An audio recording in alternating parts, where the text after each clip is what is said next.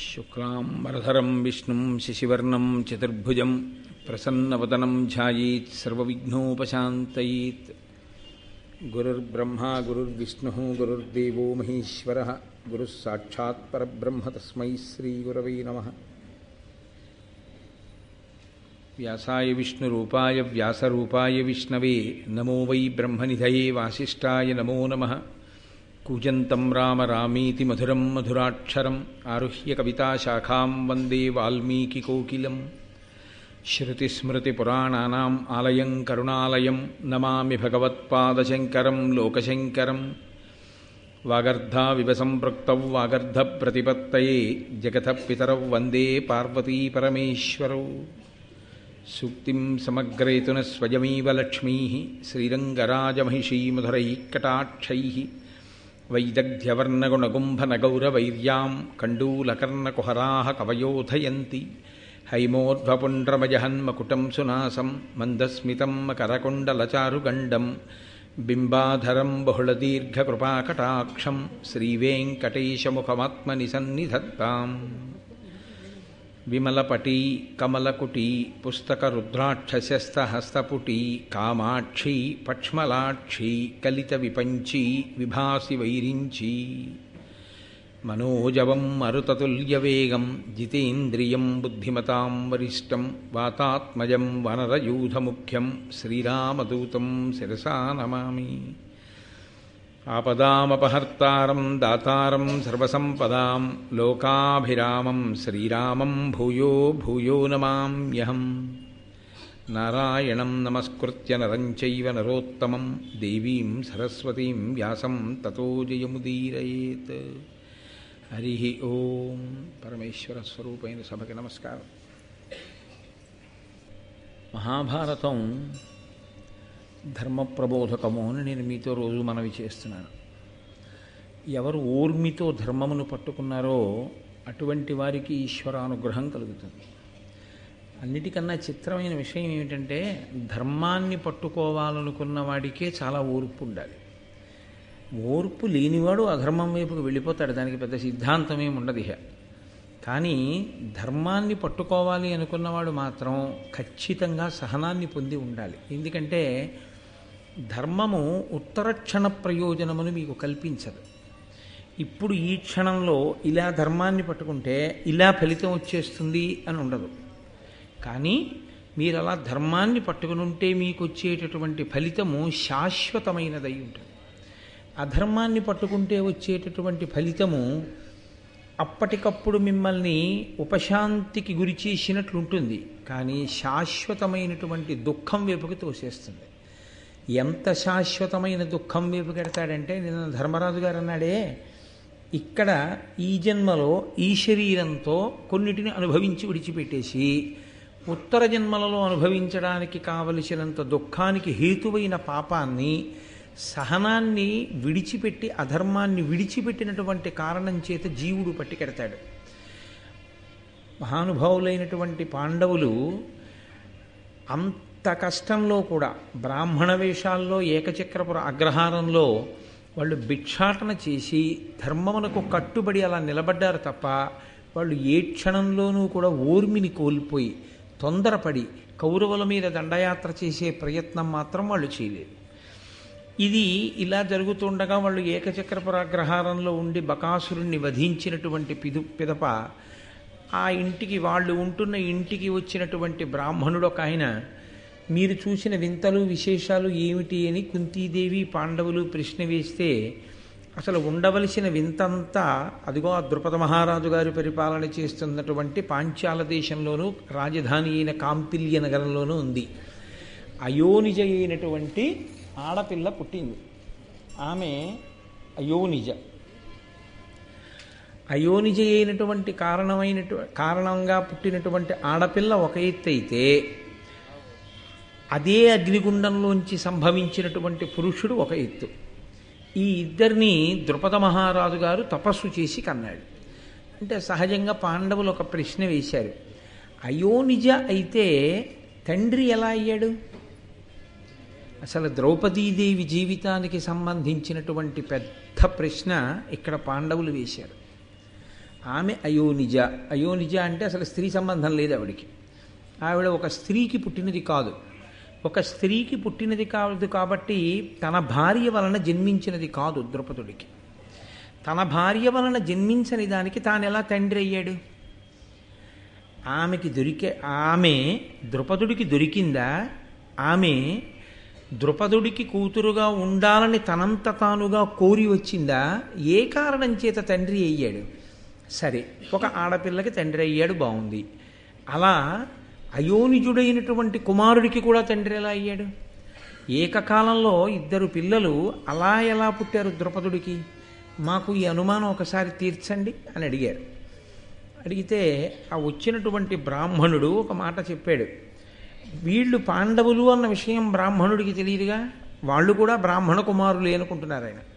అనుకుని ఆయన అన్నాడు, గతంలో భరద్వాజ మహర్షి యొక్క కుమారుడు ద్రోణాచార్యుడు అని ఒక ఆయన ఉండేవారు.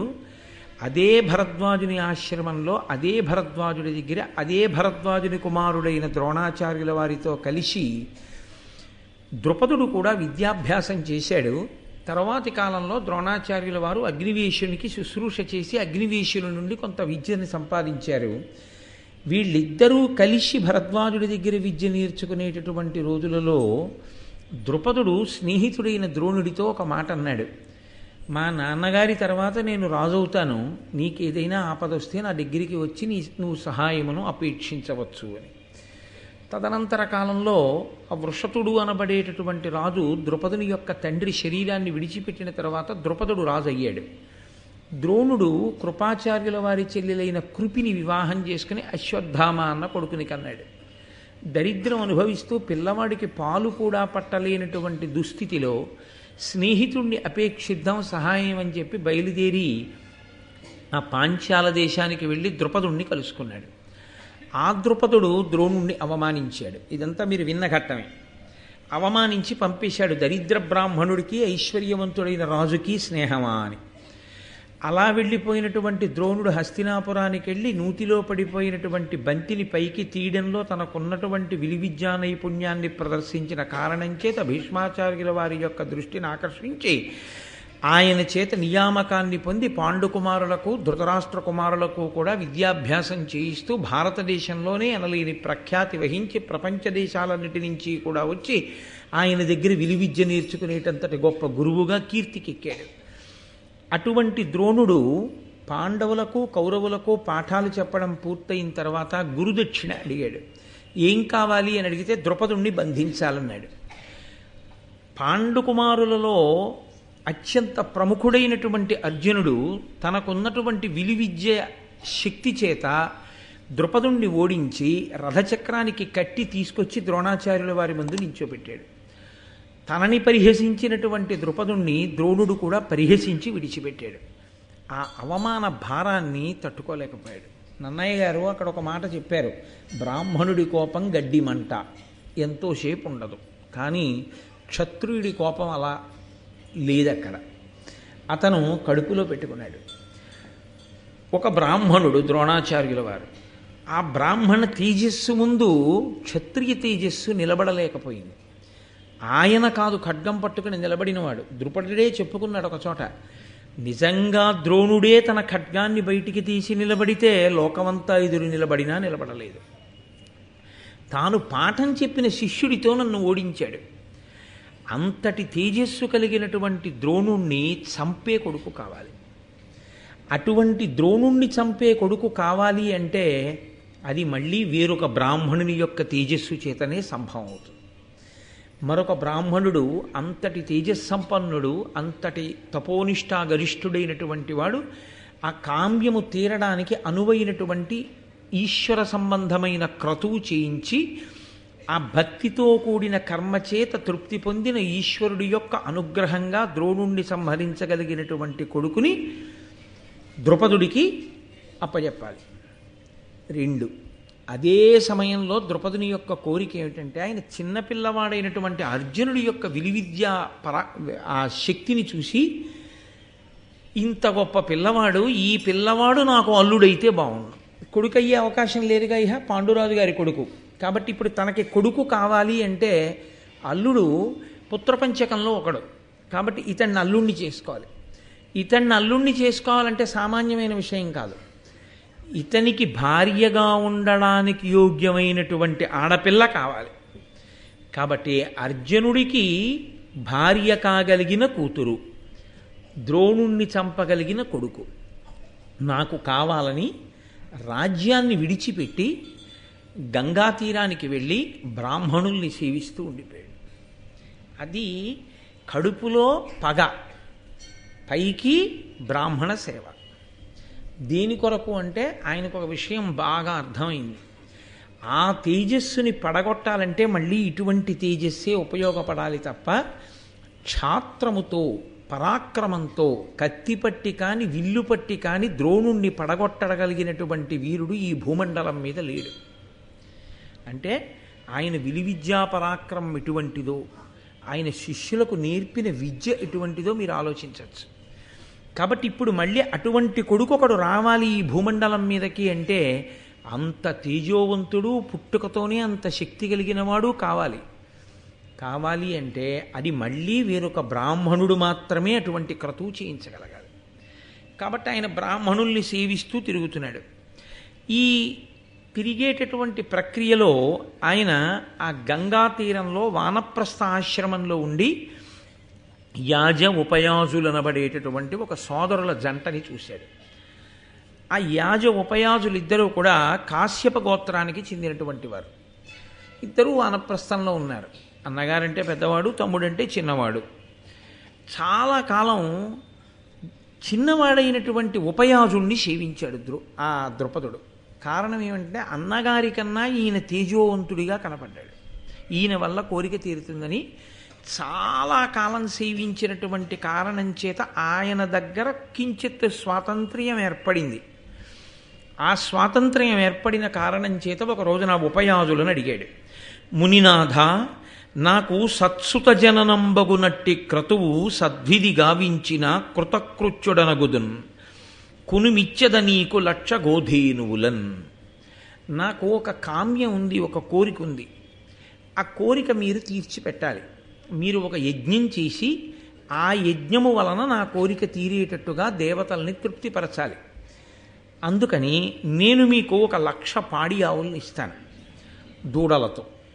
మీరు నా కోరిక తీర్చిపెట్టండి అంటే ఉపయాజులు ఎంత అందంగా మాట్లాడాడో తెలుసా అండి. ఆయన అన్నాడు, అనఘచరితుడు మాయన్న వనములోన చనుచు ఒక్కనాడొక్క పండు అనరగాంచి కొనియ శుచియగు శుచియు కాదని ఎరుంగబడని భూమి తలంబుపై పడినదాని. ఆయన నేను యజ్ఞం చేస్తానని చెప్పలేదు, నీ చెయ్యనని చెప్పలేదు. ఆయన అన్నాడు, నేను మా అన్నయ్య కలిసి అరణ్యంలో నడిచి వెడుతున్నాం. వెడుతుంటే చెట్టు మించి పండు ఒకటి భూమి మీద పడింది. భూమి మీద పడినప్పుడు ఆ పండుకి కొంత మట్టి అవి అంటుకుని ఉండి ఉండవచ్చు. అది శుచ అశుచ మా అన్నయ్య చూడలేదు. ఆ పండు తీసుకున్నాడు. కాబట్టి నువ్వు మా అన్నయ్య దగ్గరికి వెళ్ళు. ఏమిటి దాని తర్కం? ఏమిటి అలా చెప్పడం ఏమిటి అంటే, మా అన్నయ్యకి అలా పుచ్చుకోవచ్చా అలా పుచ్చుకోకూడదా చూడకుండా పుచ్చుకునే గుణం ఉంటుంది. నువ్వు ఇచ్చే 1,00,000 పాడి ఆవులకి దూడలకి లొంగిపోయే మనస్తత్వం నాది కాదు. నేనేమీ పుచ్చుకోను. కాబట్టి నాకు అలాంటి కోరికలు లేవు. నువ్వేదో 1,00,000 ధేనువుల్ని ఇస్తాను అని చెప్పి నన్ను నీకు వశుణ్ణి చేసుకోలేవు. కాబట్టి నీ కోరిక నా వలన తీరడం కష్టం. మరి నేనెందుకు చేస్తాను? ఒకవేళ చేయవలసి వస్తే నాకు చెయ్యాలనిపిస్తే చేస్తానంతే. నాకు చెయ్యాలని ఇప్పుడు లేదు కాబట్టి నీ చెయ్యి. కాబట్టి ఇలాంటివి చెప్తే అలా ఇంకో బ్రాహ్మణుడు చచ్చిపోయేటట్టుగా, అంతటి ఆచార్య పురుషుడు చచ్చిపోయేటట్టుగా ఒక కొడుకు ఈయన ఖండానికి పగ పెట్టుకున్నాడు కాబట్టి మనం చేయించచ్చా చేయించకూడదా? ఇది ఆలోచించడం మా అన్నయ్య తన నోటితో అనలేదు. శుచియా అశుచియా చూడకుండా పండు తీసుకున్నాడు మా అన్నయ్య కాబట్టి నువ్వు ఆయన దగ్గరికి వెళ్ళొచ్చు అన్నాడు అంతే. ఎంత ధర్మం అండి! తనకన్నా ముందు పుట్టినవాడిని విమర్శించలేదు, తనకన్నా ముందు పుట్టినవాడి యొక్క గుణాన్ని ఆవిష్కరించలేదు. మా అన్నయ్యకి ఈ రకమైనటువంటి పుచ్చుకునే గుణం ఉంది కాబట్టి నువ్వు ఆయన దగ్గరికి వెళ్ళి ఏదైనా చేయిస్తాడని చెప్పలేదు. మనిషి ప్రవర్తనలో ఉండేటటువంటి ఒక్క లక్షణాన్ని బట్టి చెప్పాడు. మహానుభావులు ఆ కృష్ణావధానుల గారికి సింహతలాటం వేస్తామంటే ఒకసారి ఆయన అన్నారు, వద్దురా నాకు సింహతలాటం అప్పుడే, ఇంకా ఇలా చెయ్యి చాపుతున్నాను కదూ అప్పుడప్పుడు, సింహతలాటం వద్దు. సింహతలాటం వేసుకుంటే ఇంకా ఈ చెయ్యి ఇలా చాపి పుచ్చుకోకూడదు, ఇలా పెట్టే చెయ్యి అవ్వాలి తప్ప, కాబట్టి నాకు వద్దన్నాడు. అది ధర్మం. ఒక్కొక్క మహానుభావుడు అలా ఉంటాడు, అలా కట్టుబడి ఉంటాడు ధర్మానికి. అది ప్రవర్తన చేత ప్రకాశిస్తుంది ధర్మము. నేను మీతో తరచుగా మనవి చేసేది అదే. ధర్మము అంటే నేర్చుకుని ఉన్నది కాదు, తెలుసుకుని ఉన్నది ధర్మము కాదు. మీకు ఎంత తెలియనివ్వండి, అది మిమ్మల్ని గట్టెక్కించేది ఏదో ఉంటుందనుకోవడం వెర్రి. తెలిసి ఉండడం ఎప్పుడూ గట్టెక్కించదు. మీరు ఎంత అనుష్ఠించారన్నదే మిమ్మల్ని గట్టెక్కిస్తుంది. అందుకే ధర్మం అన్నం లాంటిది, ఈశ్వరుడిచ్చినటువంటి సమయం ఆకలి లాంటిది. మీకు ఆకలేసింది, ఇంట్లో అన్నం ఉంది, ఒక్కనాటికి మీ ఆకలి తీరదు. మీరు అన్నం తింటే మీ ఆకలి తీరుతుంది. పరమేశ్వరుడు చెప్పినటువంటి విధి విధానములతో కూడినటువంటి సంకలన రూపమైనటువంటి వేదము చేత ప్రమాణముగా ఉదాహరింపబడినటువంటి ధర్మమును ఎవడు అనుష్ఠిస్తాడో వాడికి మాత్రమే ఈశ్వరానుగ్రహం ఉంటుంది తప్ప కేవలము ధర్మము తెలిసి ఉన్నది ఉపయోగమేముండదు. కాబట్టి అదిగో అనుష్ఠానంలో తేడా ఉంది. మా అన్నయ్యకి ఇద్దరం వానప్రస్థులమే, ఇద్దరం వచ్చి ఇక్కడ ఉన్నవాళ్ళమే, ఇద్దరం తపస్సు చేసుకుంటున్న వాళ్ళమే, ఇద్దరం తేజోమూర్తులమే, ఇద్దరం మంత్రశక్తి ఉన్నవాళ్ళమే, ఇద్దరం వేదం చదువుకున్న వాళ్ళమే. కింద పడ్డ పండు నాశించాడు మా అన్నయ్య. శుచ చూడకుండా తీసుకున్నాడు. కాబట్టి మా అన్నయ్య దగ్గరికి వెళ్ళు అంటే ఈయన మళ్ళీ గబగబా ఆయన దగ్గరికి వెళ్ళాడు. ఆ యాజులు అనబడేటటువంటి పెద్ద ఆయన దగ్గరికి వెళ్ళి ఆయనతో తన కోరిక మళ్ళీ విన్నపం చేశాడు. నాకు ఇలా ద్రోణుణ్ణి చంపే కొడుకు కావాలి, అర్జునుడికి భార్య కాగలిగిన కూతురు కావాలి. వీళ్ళిద్దరూ జన్మించడానికి వీలైనటువంటి క్రతువు నా చేత చేయించి మీరు ఆధ్వర్యం వహిస్తే నేను మీకు 1,00,000 పాడి ఆవులను దూడలతో ఇస్తాను. ఆయన వెంటనే అంగీకరించాడు. ఎంత ఖచ్చితంగా లెక్క కట్టాడో చూడండి. ఉపయాజులు తమ్ముడు కావచ్చు, వెనక పుట్టినవాడు కావచ్చు, ఎవరి తెలివి వాళ్ళదే, ఎవరి ధర్మం వాళ్ళదే, ఎవరి యొక్క ఈశ్వరోపాసనా బలము వారిది. కాబట్టి ఇప్పుడు ఆయన నేను వచ్చి క్రతువు చేస్తాను, నువ్వు యజ్ఞ సంభారములన్నీ సిద్ధం చేసుకో అన్నాడు. యజ్ఞ సంభారములన్నీ సిద్ధం చేసుకో అనగానే అన్నయ్య గారు చెప్పింది ఏమిటో తెలుసా అండి? తన పత్ని కోకిలాదేవితో కలిసి పీటల మీద కూర్చున్నాడు. అంటే అసలు భార్యని ఎందుకు స్వీకరిస్తారంటే యజ్ఞం చేయడానికి స్వీకరిస్తారు. ఒక్క యజ్ఞం చేయలేదు, ఒక్క యాగం చేయలేదు, ఒక్కనాడు అగ్నిహోత్రంలో హవిస్సు ఇవ్వలేదు. అలా జరుగుతున్న కార్యక్రమానికి తాను సహాయపడినది తన జీవితంలో లేదు. ఇప్పుడు తాను కాదు పాడైనవాడు, ఆడపిల్ల జీవితాన్ని పాడు చేసినవాడు అవుతాడు. నేను మీతో ఒకరోజు మనవి చేశాను, వివాహం జరిగేటప్పుడు ఎంత రాత్రి కానివ్వండి, అక్కడ వివాహం అర్ధరాత్రి 2:15 ముహూర్తం అయితే ముహూర్తం అయిపోగానే పెళ్లి కొడుకుని పెళ్లి కూతుర్ని తీసుకొచ్చి ప్రధాన హోమం చేయించేస్తారు. రాత్రి అయినా సరే తండ్రి గారి అగ్నిహోత్రంలోంచి తీసుకొచ్చి కొడుకు అగ్నిహోత్రాన్ని వ్రేలుస్తారు.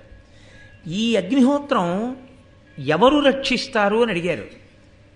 ఆ ఇంటి ఇల్లాలు రక్షిస్తుంది. ఆ ఇంటి ఇల్లాలు చేసే పని ఏమిటంటే అస్తమానం అటెడుతూ ఇటొస్తూ ఆవిడ కాసిన అక్షతలు వేస్తూ ఉంటుంది, కాస్త ఊక వేస్తూ ఉంటుంది. ఈ ఊక వెయ్యాలి కాబట్టి ఆవిడ 2 పనులు చేస్తుంది. ఒకటి ధాన్యం దంపుతుంది, 2 ధాన్యం దంపిస్తుంది. అందుకని ఇంటి ముందు ధాన్యం దంపడం అన్న ప్రక్రియ ఉండేది. ధాన్యం దంపిస్తే తను చెయ్యవలసింది చెయ్యలేకపోతే ఏదో కొంత ద్రవ్యం ఇచ్చి ధాన్యం దంపించి ఆ ఊక తీసుకుంటుంది. తీసుకుని ఈ ఊక అగ్నిహోత్రంలో వేస్తూ ఉంటారు. అగ్నిహోత్రం అలా రక్షింపబడుతుంది, అది ఎప్పుడు వెలుగుతూ ఉంటుంది. అందులో ప్రతిరోజు హవిస్సిస్తాడు యజమాని. ఆ అగ్ని కారణం చేతనే ఐశ్వర్యం లభిస్తుంది. ఆరోగ్యం భాస్కరాది చేత్, అలాగే శ్రియమిచ్చేత్ హుతాశన. ఐశ్వర్యం కావాలనుకున్నవాడు ఆరాధన చెయ్యవలసింది అగ్నిహోత్రాన్ని. అగ్ని కార్యం ఎవరు చేస్తారో వాళ్ళకే ఐశ్వర్యం లభిస్తుంది. ఎవరు తరచుగా యజ్ఞయాగాది క్రతువులు చేస్తూ ఉంటారో వాళ్ళకే ఐశ్వర్యం లభిస్తుంది. అందుకే పూర్వం అంతటా యజ్ఞయాగాదులు జరిగేవి. యజ్ఞయాగాదులు జరగడానికి అనువైన ప్రదేశమేది అని అడిగారు బ్రహ్మగారిని ఈ భూమండలాన్ని సృష్టించినప్పుడు. బ్రహ్మగారు అన్నాడు, నేను చెప్పడం ఎందుకు కొత్తగా, ఇదిగో ఈ కృష్ణ మృగాన్ని విడిచిపెడుతున్నాను. ఈ జింక ఎక్కడ పరిగెడుతుందో అది మాత్రమే యజ్ఞము చెయ్యడానికి యోగ్యమైన భూమి, కర్మభూమి. అంటే ఇప్పుడు ఆ జింకని విడిచిపెడితే అది ఎక్కడ తిరిగిందో తెలుసా అండి? అది తిరిగినటువంటి ప్రాంతమే మనం రోజు దేశకాల సంకీర్తనంలో చెప్తామే, జంబూ ద్వీపే భరతవర్షే భరతఖండే అని. ఇదే ఆ జింక తిరిగిన ప్రదేశం. అందుకే యజ్ఞయాగాది క్రతువులు ఇక్కడే జరుగుతాయి. యజ్ఞయాగాది క్రతువులు ఇక్కడ జరుగుతాయన్న మాటకు అర్థం ఏమిటో తెలుసా? దేవతలు మీ పడక గదిలోకి వచ్చి కూర్చోరు, దేవతలు మీ హాల్లోకి వచ్చి కూర్చోరు. దేవతలు ఎక్కడికి వచ్చి కూర్చుంటారో తెలుసా అండి? అందరూ మీరు పూజ చేసేటప్పుడు ఆవాహయామి అంటే వస్తారు. మీరు నైవేద్యం పెడితే కంటితో చూసి వెళ్ళిపోతారు. అంతే, దృష్టిపాతమే చేస్తారు, తినరు దేవతలు. ఇంటి నైవేద్యాన్ని, మీరు ఇంట్లో పెట్టే నైవేద్యం ఏదుందో దాన్ని దేవతలు తినడం అన్న విషయాన్ని వేదం అంగీకరించలేదు. అలా లేదు ప్రమాణం, అలా తినరు. దృష్టిపాతం చేస్తారు, కన్ను విప్పి చూస్తారు. అంతే, చూసినందుకు అది ప్రసాదం అవుతుంది. యజ్ఞం చేస్తే తింటారు. తినడం అన్న సమస్య వచ్చేటప్పటికీ వ్యక్తి రావాలి కదండి. నేను మీ ఇంటికి దేవతార్చనకు వచ్చాను అనుకోండి, భోజనం అన్న మాట వాడకూడదు, దేవతార్చన అంటారు. దేవతార్చనకి నేను మీ ఇంటికి వచ్చాను అనుకోండి, వస్తానండి ఇవాళ నేను మీ ఇంటికి దేవతార్చనకు అన్నాను. నేను మీ ఇంటికి వస్తానండి అంటే నేను భోజనం చేయడం ఎలా కుదురుతుంది? నేను వస్తేనే కుదురుతుంది కదా. నేను రావడం అన్నది ఎలా వస్తాను? నేను దేవతార్చనకు వచ్చాను అంటే తిన్నగా విస్తర దగ్గరికి రాను. వచ్చి ఒక్క క్షణం కూర్చుని అయ్యా కూర్చోండి అని కుశల ప్రశ్నలు అయిన తర్వాత కాళ్ళు కడుక్కోండి అంటే కాళ్ళు చేతులు కడుక్కొని, మీరు పూజలో ఏదైతే హస్తో ప్రక్షాళయామి, పాదయో పాద్యం సమర్పయామి, ముఖే ఆచమనీయం సమర్పయామి, స్నానం సమర్పయామి, ఇవన్నీ చెప్తున్నారో యజ్ఞమునందు అనుషంగిక క్రియలుగా అయిపోతాయి అవన్నీ. ఎందుచేత అంటే వాళ్ళు స్నానం చేయకుండా ఎలా తింటారు? అందుని వాళ్ళు చేసేస్తారు అక్కడే. చేసి వీళ్ళందరూ ఏం చేస్తారంటే భోజనం అనేటటువంటిది వడ్డించేసి సిద్ధంగా ఉంచి రాగానే రండి కూర్చోండి అనరు, వచ్చిన తరువాత వడ్డిస్తారు కదండి. అందుకని ఏం చేయాలి? దేవతార్చనకి వెళ్ళిన వాడు కూర్చోవాలి కాసేపు. కూర్చుంటే ఏం చేస్తారు? దేవతార్చనకి ఎవరిని పిలుస్తారు? ఆ ఈశ్వర సంబంధం ఉందంటే దేవతార్చనకి పిలుస్తారు. ఇప్పుడు ఆయన ఏం చేస్తాడు? వచ్చినవాడు ఏదో భగవంతుడి గురించి కాసేపు మాట్లాడతాడు. ఆయన భగవంతుడి గురించి మాట్లాడినట్టే దేవతలు ఏం మాట్లాడతారు? దేవతలు కూడా అందరూ బాగున్నారా, మీ అందరూ సుఖంగా ఉన్నారా, సంతోషంగా ఉన్నారా అంటే, అయ్యో మాకు ఎప్పుడూ లేదండి, ఇప్పటిదాకా చరిత్రలో గోదావరి ఎండిపోయింది.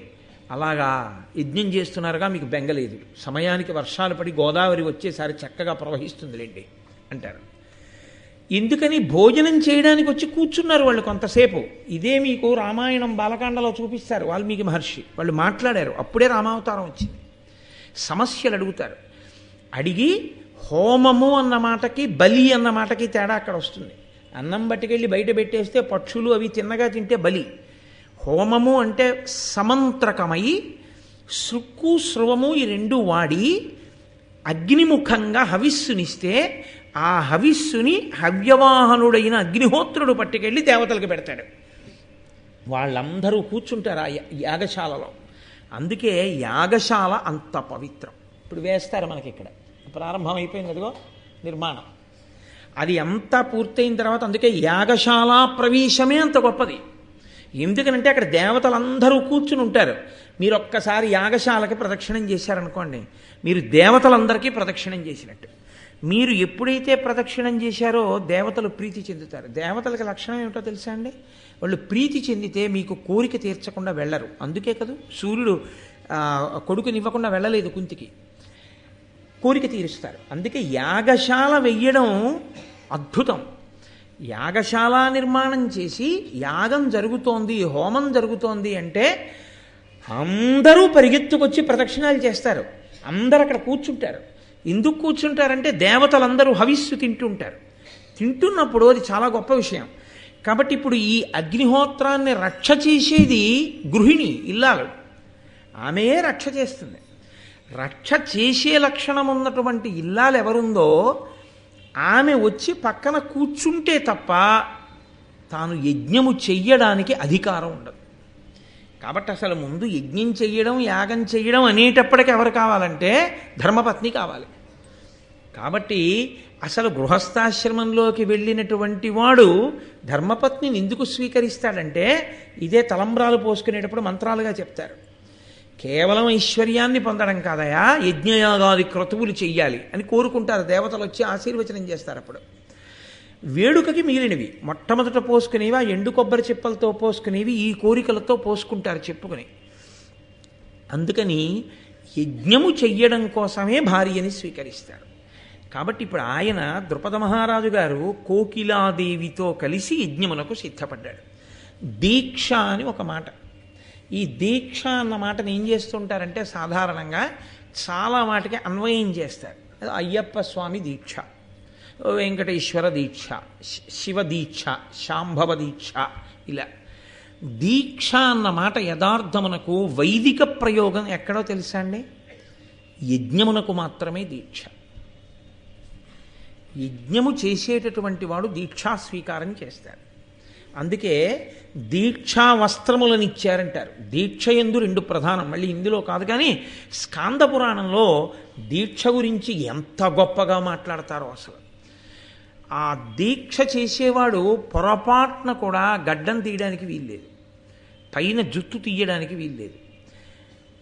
ఆఖరికి ఎంత నియమం ఉంటుందంటే ఒకవేళ దురద పెట్టి ఇలా గోక్కున్నాడు అనుకోండి, ఆ గోళ్ళు గట్టిగా రాసుకుంటే ఒక వెంట్రుక ఊడి కింద పడిపోయింది అనుకోండి, పోతుంది దీక్ష, దీక్ష భగ్నం అయిపోయినట్టే. అందుకే ఒకవేళ దీక్షా స్వీకారం చేశాడు అని గుర్తు ఏమిటంటే గురువుగారి చేత్తో దుప్పి కొమ్ము పుచ్చుకుంటారు. ఒక్క దుప్పి కొమ్మును మాత్రం ఎప్పుడూ దగ్గరుంచుకోవాలి దీక్ష తీసుకుంటే. ఆ దుప్పి కొమ్ముతో గోక్కోవాలి. దుప్పి కొమ్ము యొక్క ఒరిపిడికి వెంట్రుక ఊడిందనుకోండి, దీక్ష భగ్నం కాదు. ఎందుచేత అంటారేమో, మరి ఎప్పుడో అప్పుడు గోక్కుంటే తప్ప అసలు కుదరనంత స్థితి వచ్చిందనుకోండి, ఎలా? అప్పుడు దుప్పి కొమ్ముతో గోక్కోమన్నారు. మళ్ళీ దుప్పి కొమ్మే ఎందుకండి అంటే మళ్ళీ ఇప్పుడు నేను ఇంకా భారతం ఏం చెప్పను అని కాసేపు అలా వినండి చాలు. అందుకని దీక్ష అన్నమాట దేనికి అంటే యజ్ఞమునకు. ఆ యజ్ఞానికి వచ్చినటువంటి లక్షణం ఏమిటో తెలుసా అండి? ఆ యజ్ఞం పూర్ణాహుతి అయిపోయేంత వరకు ఎవరు యజ్ఞ నిర్వహణ చేస్తున్నారో వాళ్ళు దీక్షితులు కావాలి. దీక్షితులైన వాళ్ళందరూ దీక్షా కంకణమును స్వీకరించాలి. కంకణాన్ని స్వీకరిస్తారు. ఈ కంకణం ఏం చేస్తుందంటే కడుపున పుట్టిన కొడుకే చచ్చిపోయిన యజ్ఞం చేయడానికి దీక్ష మీద కూర్చున్నవాడికి లేవకూడదు పీటల నుంచి. ఆయనకి రాదు అశౌచం, అంతే.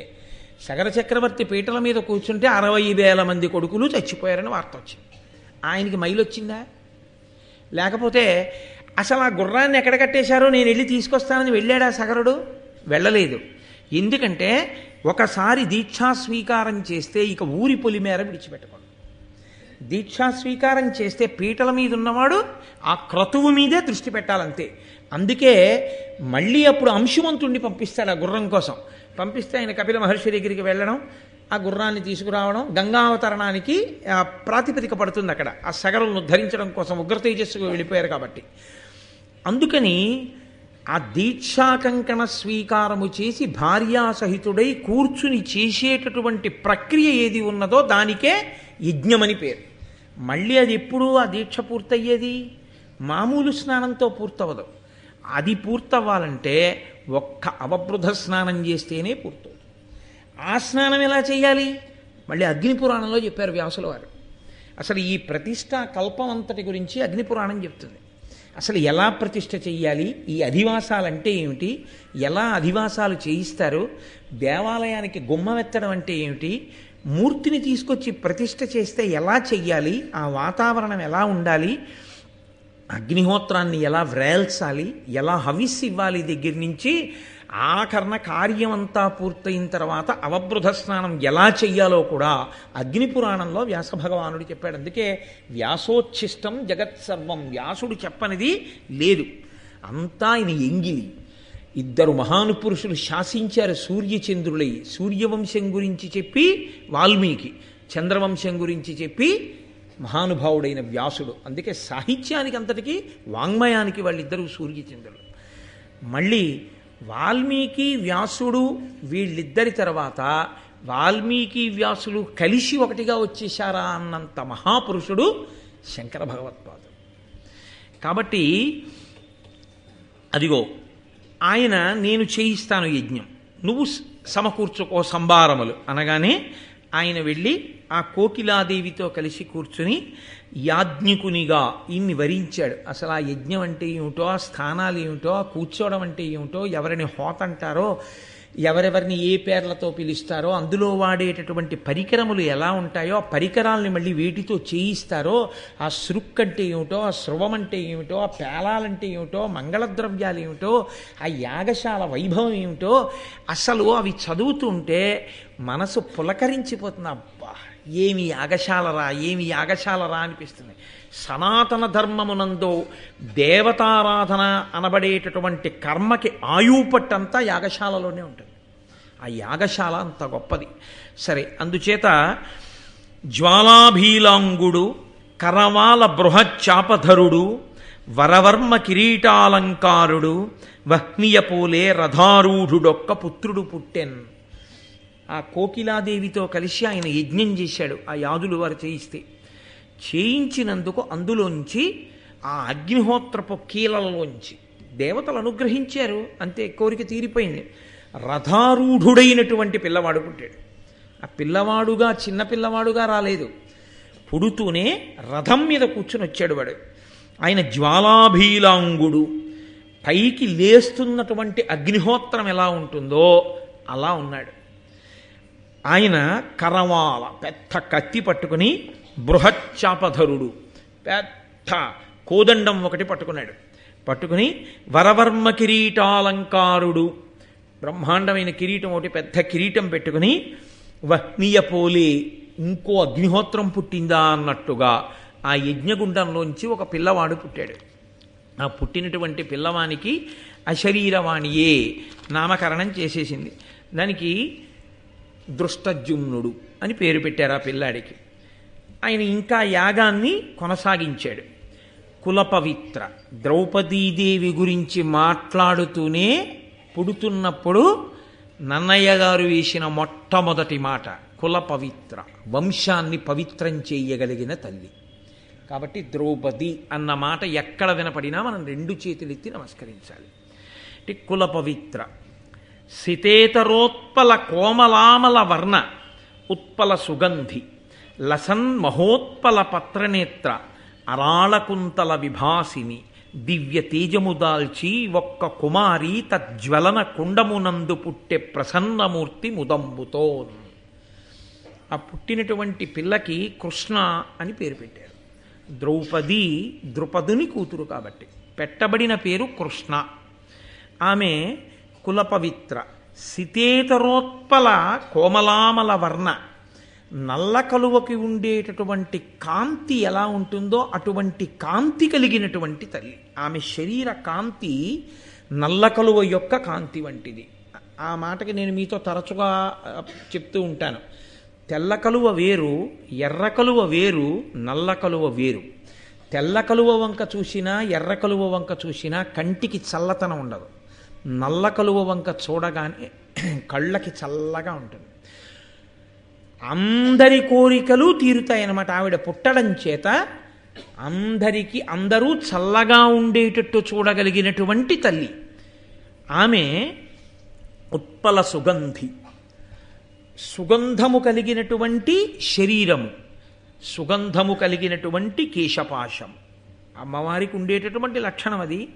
అటువంటి తల్లి పద్మపత్రములు ఎలా ఉంటాయో అటువంటి కన్నులు కలిగినటువంటి నల్లని కేశపాశముతో కూడుకున్నది, దివ్యమైన తేజము కలిగినటువంటిది.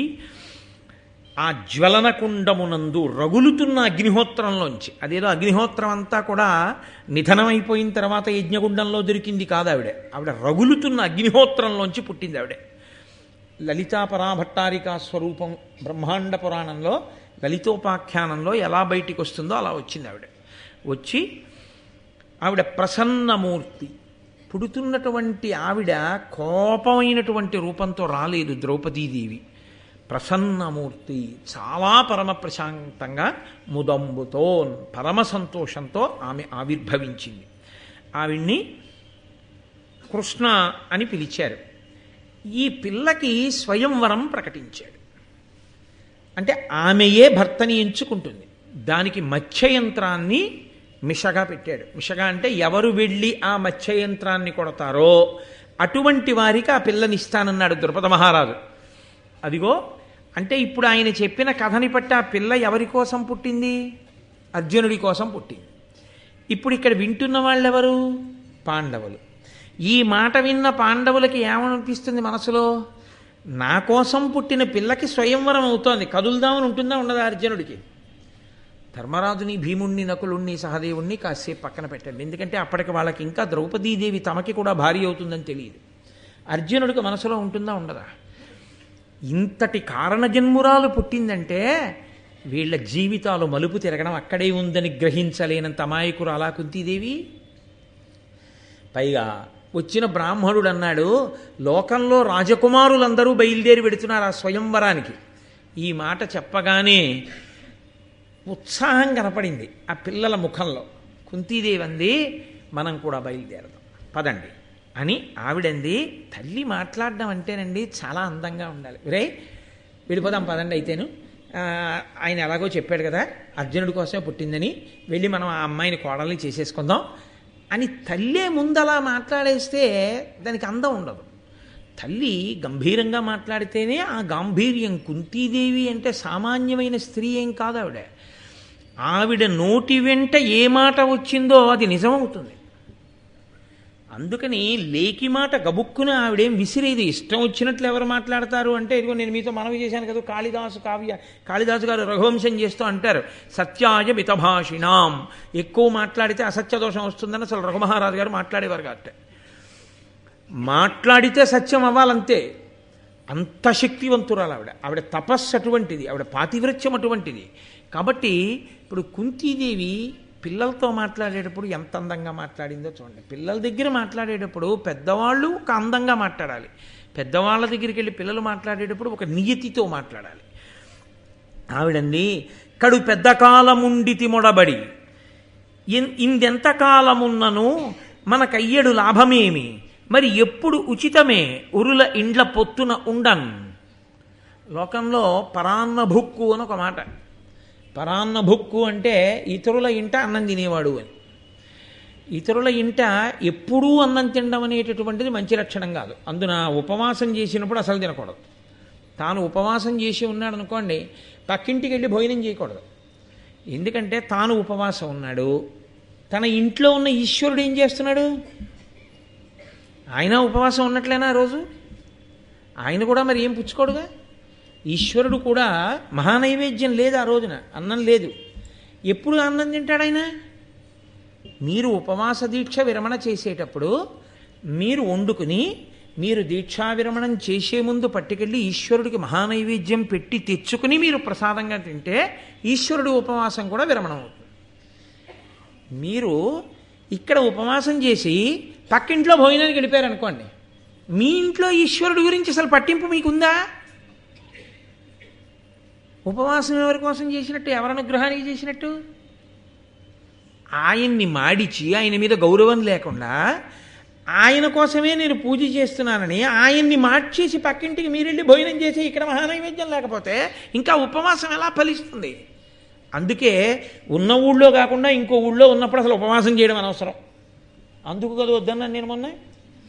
ఉన్న ఊళ్ళో ఉంటే ఉపవాసం చేయాలి, ఎక్కడో ఉండి ఉపవాసం ఎందుకు? ఎక్కడుంటే చెయ్యి, ఓపిక ఉంటే ఉపవాసం. అంతేగాని ఇంకో ఇంట్లో ఉపవాసం చేస్తే ఈ ఇంట ఈశ్వరుడు ఏమైనట్టు? పైగా పొన్ని భార్య ఉందా అంటే ఇద్దరు తాళం వేసుకుని వెళ్ళిపోతుంది. కాబట్టి దేని ధర్మం దాంతే. కాబట్టి ఆవిడ ఎంత చమత్కారంగా మాట్లాడిందంటే, ఒరుల ఇంట ఎన్నాళ్ళు ఉంటావు? పరాన్నభుక్కుగా ఉండకూడదు. అలాగా చాలా కాలం అయిపోతుంది. ఆయనకో ధర్మం ఉంది, మీరు వెళ్ళిపోండి అనలేడు. మనం అలా పడి తినడం అనో మాట ఉంటుంది చూశారు, అలా ఎంతకాలం తింటాం? ఇక్కడ ఏమిటి లాభం ఇక్కడ ఉండడం వల్ల అంటే అన్యథా చెప్పేసింది ఆవిడ. ఇక్కడి నుంచి కదిలితే లాభం ఉంది. ఏమిటో తెలుసా? అర్జునుడికి ద్రౌపది ఇల్లాలవుతుంది, ద్రౌపది అర్జునుడికి ఇల్లాలైన ఉత్తర క్షణంలో దృష్టజ్యుమ్నుడు బావమరిదవుతాడు, ద్రుపదుడు మామగారు అవుతాడు. ద్రుపదుడు మామగారైనటువంటి ఉత్తర క్షణంలో పాండవుల 5గురికి ఒక గొప్ప రాజు యొక్క ప్రాపకం కలిసి వచ్చేసింది. మళ్ళీ వీళ్ళు క్షత్రియులని ప్రకటించుకోవచ్చు. ప్రకటించుకున్న ఉత్తర క్షణంలో ఇదేం అన్యాయం, పాండవులు బతికున్నారని అందరూ చాలామంది అటు వస్తారు. రాగానే ధృతరాష్ట్రుడు భయపడి రాజ్యమన్నా ఇస్తాడు, లేదా మళ్ళీ హస్తినాపురం అన్నా తీసుకెళ్తాడు గౌరవంగా. ఇంత మలుపు తిరగాలంటే, లాభం కలగాలంటే ఇక్కడి నుంచి కదలాలి తప్ప ఇక్కడ ఇంకా ఇలా ఉండిపోతే ఎందుకు? దేశము కాలము కలిసి వచ్చాయి ధర్మము వలన. ఇది ఓర్పు అంటే. ఆ పట్టిన ఓర్పుకి ఫలమేమి అంటే, వాళ్ళు అంత ఓర్పుగా ఉండి భిక్షాటన చేసైనా బతికినందుకు ఫలితమేమి అంటే కలిసి వచ్చే కాలం వచ్చింది. ఇది గుర్తించింది ఇంటి పెద్దరికంగా కుంతీదేవి. కాబట్టి బయలుదేరండి మనం వెడదాం అంది. వాళ్ళందరూ వెడుతున్నప్పుడు మధ్యలో వ్యాస భగవానుడు కనపడ్డారు. వ్యాసుడు ఎక్కడికక్కడ కనపడి ఎప్పటికప్పుడు కథాక్రమాన్నంతటినీ చక్క చేస్తుంటాడు. ఆయన దుర్యోధనుడికి కనపడ్డాడు. దుర్యోధనుడికి చెప్పడం, ఆయన ఎప్పుడు చెప్పినా పాండవులకు కుంతికి చెప్తుంటాడు. ఎందుకు చెప్తాడో తెలుసా అండి? ఒక్కటే కారణం. సత్పురుషులు తరచుగా మీకోసం రావాలి అంటే అసలు మీకు ఆ ప్రవర్తన ఉంటే వస్తారు. మీరు వారి హృదయాన్ని గెలుచుకుని ఉండుంటే వస్తారు. సత్పురుషుల హృదయం గెలుచుకోవడానికి మార్గం ఏమిటై ఉండాలి? ధర్మమే. అరే వాడు ధర్మాత్ముడు రా అన్న అభిప్రాయం కలిగిందనుకోండి గురువుగారికి, ఎందుకు రారు శిష్యుడింటికి? అబ్బిబ్బే వాడికి అసలు ధర్మం అన్న మాట అక్కర్లేదండి అన్నారనుకోండి, ఎందుకు వెడతాడు గురువుగారు ఆ ఇంటికి? పిలిచినా వెళ్ళాడు. ఎందుకు వెళ్ళాడంటే అక్కడ ధర్మం ఉందన్న నమ్మకం గురువుగారికి లేదు, అందుకని వెళ్ళాడు. పిలవకపోయినా ఎందుకు వెళ్తాడంటే అక్కడ ధర్మం ఉంది, నేను రక్షించాలి, అందుకని వెళతాడు. ఒరే ఇంత ఓపిక పడితే చూశారా మీకు కాలం కలిసి వచ్చింది. కాబట్టి ఇంత ఓపిక పట్టడంలో మీరు ఎప్పుడూ ఎవరి మాట వింటూ వచ్చారు? అమ్మ మాట, అన్న మాట. ఆయన ధర్మదేవత, తల్లి సాక్షాత్తు తల్లే. ఇదే మీరు కాలక్రమంలో కూడా పాటించండి. ఇప్పుడు కష్టం తర్వాత సుఖం వచ్చింది, సుఖం తర్వాత ఏమొస్తుంది? మళ్ళీ కష్టం వస్తుంది. మొట్టమొదటిసారి జీవితంలో కష్టం తర్వాత పెద్ద సుఖం వచ్చినప్పుడు బాగుంటుంది. పెద్ద సుఖం తర్వాత వచ్చే కష్టాన్ని తట్టుకోవడం కష్టంగా ఉంటుంది. నీడలోంచి ఎండలోకి వెళ్ళడం తేలిగ్గా ఉంటుంది, ఎండలోంచి నీడలోకి రావడం తేలిగ్గా ఉంటుంది, నీడలోంచి ఎండలోకి వెళ్ళడం కష్టంగా ఉంటుంది. కాబట్టి అప్పుడు మీరేం పట్టుకుని ఉండాలో తెలుసా? ధర్మాన్ని. అదే మీకు చిట్ట చివర శాశ్వతమైన రక్షణ ఇచ్చేస్తుంది. ఇందుకు కదా స్వర్గారోహణ పర్వంలో వెళ్ళిపోయారు వాళ్ళు ఏకంగాను. కాబట్టి ఆయన అన్నాడు, కడు పెద్ద కాలం ఉండితిమి అని కుంతి చెప్తే వ్యాసుడు అన్నాడు, ధర్మసుతుడున్న చోటను ధర్మమునకు హాని కలదే దారుణి అయినన్ ధర్మము తాత్పర్యముగా నిర్మలమతి నెగుడునది వినితాత్ములరై. మీరు ధర్మరాజు గారు ఎక్కడ ఉన్నాడో అక్కడ ధర్మము లుప్తమవడం అనేటటువంటిది ఉండదని తెలుసుకోండి. ధర్మరాజు గారు ధర్మం తెలిసి ఉంటాడు, తాను ధర్మం పట్టుకుంటాడు. మీరు పట్టుకోవడం అన్నది దేని మీద ఆధారపడుతుంది? ధర్మరాజు గారి మాట వినడం మీద ఆధారపడుతుంది. కాబట్టి మీరు కూడా ధర్మరాజు గారి మాటనే వింటుండండి అంటూ ఆయన అన్నారు. పూర్వకాలంలో ఒక మునికి కుమార్తె ఉండేది. ఆమెకి వివాహం కాలేదు. ఆమె వివాహం కాకుండా నేను కన్యగానే ఉండిపోయి కన్యగానే మరణిస్తానేమోనని బెంగ పెట్టుకుని ఆమె గొప్ప తపస్సు చేసింది పరమేశ్వరుడి కోసం. పరమేశ్వరుడు ప్రత్యక్షమయ్యాడు. ప్రత్యక్షమయ్యి ఈవిడంది ఏం కావాలి అని అడగగానే నాకు పతి కావాలి, పతి కావాలి, పతి కావాలి అని ఆ సంతోషంలో ఆమెకున్న ఆర్తి అటువంటిది. 5 మాటలంది. పరమశివుడు అన్నాడు, 5 మాటలు అడిగావు నన్ను, 5గురు భర్తలకి ఇల్లాలివి కాదు. ఇది ఎలా సంభవమైందో తదనంతర కాలంలో ఇంకా ఎంత పెద్ద ధర్మ సూక్ష్మం నడిస్తే ద్రౌపదీదేవి పాండవులకి ఇల్లాలైందో, 5గురికి ఇల్లాలిగా ఉండి ద్రౌపదీదేవి ఎంత అనితర సాధ్యమైన అశిధారావ్రతాన్ని నడపగలిగిందో, ఎందుకు ఆనాటికి ఈనాటికి ఏనాటికి జనులందరి చేత ఆవిడ నమస్కరింపబడుతోందో మీకు రేపటి రోజు ఉపన్యాసంలో నేను అనుసంధానం చేస్తాను. ఎందుకంటే ఇవాళ అక్కడ వరకే ఆ విషయం. కాబట్టి వ్యాస భగవానుడు ఈ మాట చెప్పి మీరు కాబట్టి బయలుదేరండి అన్నాడు. అంటే వీళ్ళు బయలుదేరేటప్పటికి వీళ్ళ భావన ఏమిటి? ఆమె అర్జునుడికి ఇల్లాలు కాబోతోందని. ఇప్పుడు వ్యాసవాక్యం ఏమిటి? ఆమె వైపు నుంచి 5గురికి ఇల్లాలు కాబోతోంది. బ్రాహ్మణుడికి ఎంత తెలుసు? యజ్ఞం జరగడం వరకే తెలుసు. అసలు యజ్ఞంలోంచి వచ్చిన పిల్ల వెనక జన్మలో కథ కూడా ఎవరికి తెలుసు? దివ్యమైన దృష్టి కలిగినటువంటి నారాయణాంశ సంభూతుడైనటువంటి వ్యాస భగవానుడికి తెలుసు. ఇది ఇక్కడ ఎందుకు చెప్పవలసి వచ్చిందో వ్యాసుడు వచ్చి, దీని మర్మమేమో దీన్ని మళ్ళీ వ్యాసుడే చిట్ట చివర వచ్చి ఆ ద్రౌపదీ వివాహం ఎలా చేస్తారో మీకు రేపటి రోజున కళ్యాణం రేపు అయిపోతుంది. ద్రౌపదీ కళ్యాణం ఈశ్వరానుగ్రహం వల్ల అయిపోవాలి. కాబట్టి రేపు మీరు విందిరు కానీ. కనుక ఇప్పుడు వాళ్ళు బయలుదేరి చెప్పాడు మహానుభావుడు వ్యాసుడు, చాలా సంతోషించారు, వెళ్ళిపోతున్నారు. అప్పటికి వాళ్ళ మనసుల్లో ఆమె 5గురికి ఇల్లాలవుతుంది అంటున్నారు. మరి అర్జునుడు కాకుండా ఇంకా 4 ఎవరు అన్న ఆలోచన రాలేదు. ఆ ఆలోచన అక్కడ రాకుండా ఉండడం వెనక ఎవరున్నారని మీరు అనుకోవాలి? పరదేవతే. నేను మీతో తరచుగా మనవి చేశాను కదా, లేకపోతే వాళ్ళ మధ్య చర్చ జరగాలి. అసలు ఆ ఆలోచన రాకపోవడం ఈశ్వరానుగ్రహం అంతే. ఎందుకనంటేనండి, మనం ఎప్పుడు మీరు ఆలోచించండి, మీరు ఏ పూజ చేయండి, చిట్ట చివరికి ఏం చేస్తామో తెలుసా? మీరు ఈశ్వరుణ్ణి ఏ రూపంతో పూజ చేశారో ఆ రూపంతో మీరు అడిగేది ఏమడుగుతారో తెలుసా అండి? నా బుద్ధిని ప్రచోదనం చెయ్యి అని అడుగుతాడు. బుద్ధిని ప్రచోదనం చెయ్యి. ఒక దుర్గారాధన చేశాం, తన్నో దుర్గి ప్రచోదయాత్, గాయత్రీ మంత్రం సరే అసలు రోజు అడుగుతాం. మీరు ఏదో అదేంటి శివుణ్ణి ఆరాధన చేశారనుకోండి, చిట్ట చివర తన్న శివ ప్రచోదయాత్, ఓ శివుడా మా బుద్ధులను ప్రేరేపించు. మీరు ఏ పూజ చేయండి చిట్ట చివర లఘుగాయత్రి అంటారు దాన్ని. లఘుగాయత్రిలో ఏదడుగుతారంటే మా బుద్ధులను ప్రచోదనము చేయుదురుగాక అని అడుగుతాం. బుద్ధిని ప్రచోదనం చేయడం అంటే ఏమిటి అంటే బోలెడు కదలికల్ని ఆపుతుంది బుద్ధి. మనస్సు లక్షణం ఏమిటో తెలుసా అండి? బోలెడన్న ఆలోచనలు చెప్పేస్తుంది. ఇంకా దానికి అంతుదరి ఏముండదు, అన్ని ఆలోచనలు చెప్తుంది. ఉపన్యాసానికి ఎడదాం అని ఇలా కబ్బోర్డ్ తీశారనుకోండి, ఇవాళ ఈ పంచి కట్టుకుందాం ముందంటుంది. ఇలా చెయ్యి అయిపోయారనుకోండి, వద్దులే ఇవాళ ఈ పంచి వద్దు, ఈ పంచి కాకుండాను ఇలా ఈ పంచి కట్టుకుంటే, రోజు ఇది కట్టుకున్నాం ఇవాళ పట్టు పంచి కట్టుకుంటే, దాని అసాధ్యం కూడా అది నిర్ణయం చేయదు.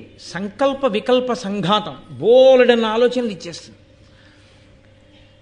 పట్టు పంచ లాల్చి కట్టుకోవచ్చు కానీ చెమట ఒకటి చాలా ఇబ్బందిగా ఉంటుంది, అదేమో ఒంటికి అంటుకుంటుంది, అందుకని వద్దు, వేసవికాలం కదూ, చక్కగాను నూలు వస్త్రమే కట్టుకుందాం, హాయిగా ఉంటుంది, శరీరానికి చల్లగా ఉంటుంది అని ముందు బుద్ధి నిర్ణయం చేస్తే మనసు ఆగుతుంది అక్కడ.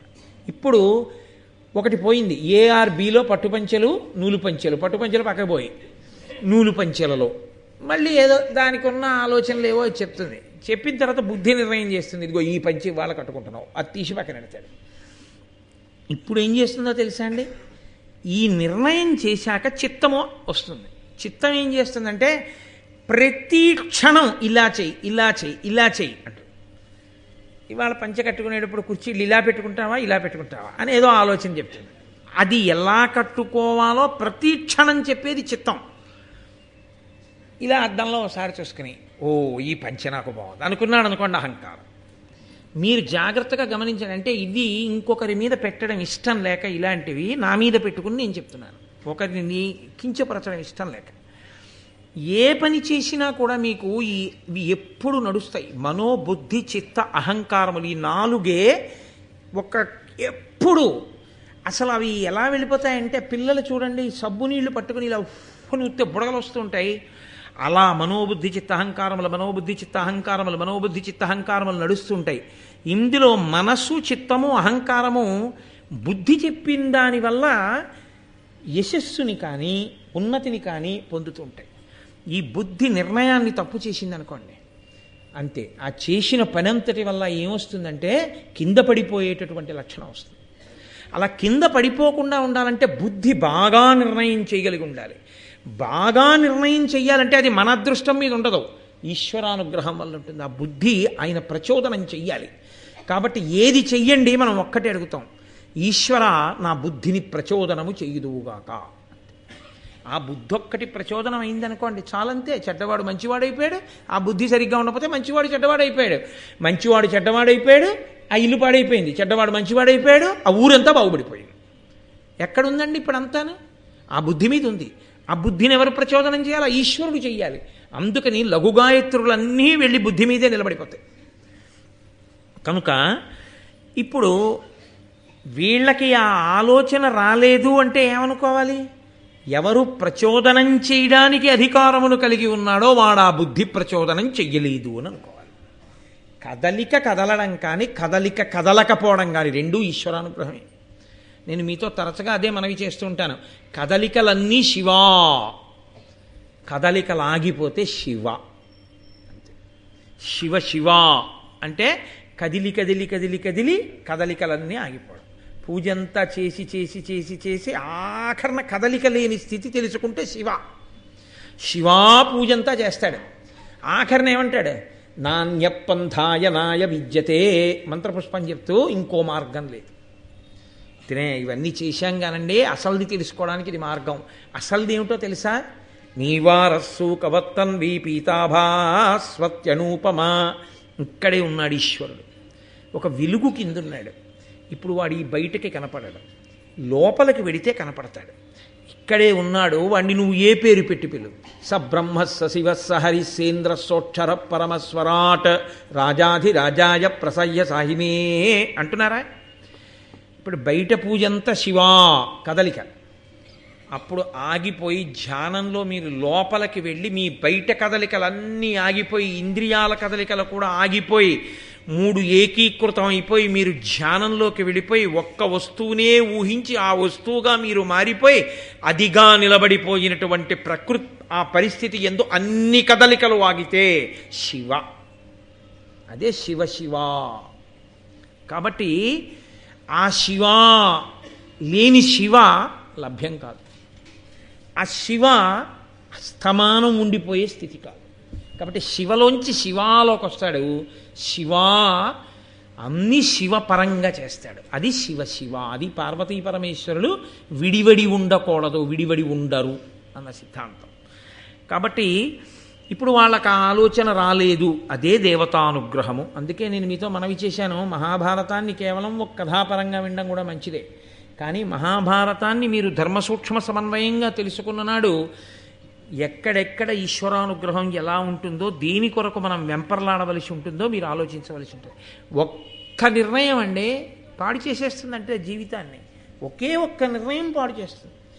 నేను విశాఖపట్నంలో చదువుకునే రోజుల్లో నాకు మంచి స్నేహితుడు ఉండేవాడు. నేను అప్పటి వరకు అతనితో మాట్లాడి వెళ్ళిపోయాను. నేను వెళ్ళిపోయాను, అతను వీధిలో నిలబడి వాళ్ళ అక్క చెల్లెళ్ళతో మాట్లాడుతున్నాడు. ఎక్కడికో వెళ్ళాలి. ఆ అక్క చెల్లెళ్ళు అన్నారు, ఉండరా బస్సు చాలా రష్గా ఉంది కదా, ఇంకో బస్సు ఎక్కుదుగాను అన్నారు. ఆ కాలేజీ రోడ్డు అని ఉండేది, ఇలా బాగా ఎత్తుగా ఉండేది. అది ఎక్కుతోంది బస్సు. ఏదో 13వ నెంబరో ఏదో నాకు జ్ఞాపకం లేదు, అదే అనుకుంటా వెళ్ళేదట ఎక్కువ. 13 నెంబర్ అని ఆ బస్సు అనుకుంటాను.